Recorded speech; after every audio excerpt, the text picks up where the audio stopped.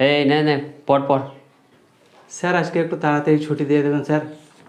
বাস, পড়া শুরু হতে না হতে এমন একটা কথা বলে দিবি যে আর পড়াতে ইচ্ছে করে।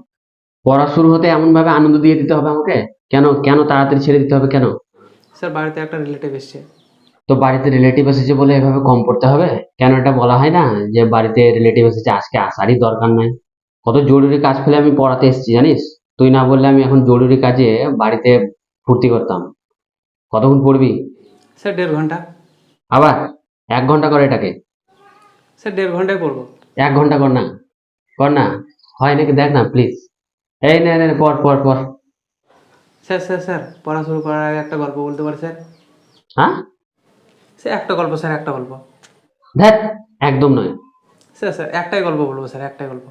ধ্যাত, একে তো 1 ঘন্টা পড়বি, তারপরে আবার একটা গল্প। মিনিমাম 5-6টা গল্প তো হবেই 1 ঘন্টা। ও তাই? আচ্ছা, দারুণ বলেছিস, দারুণ দারুণ।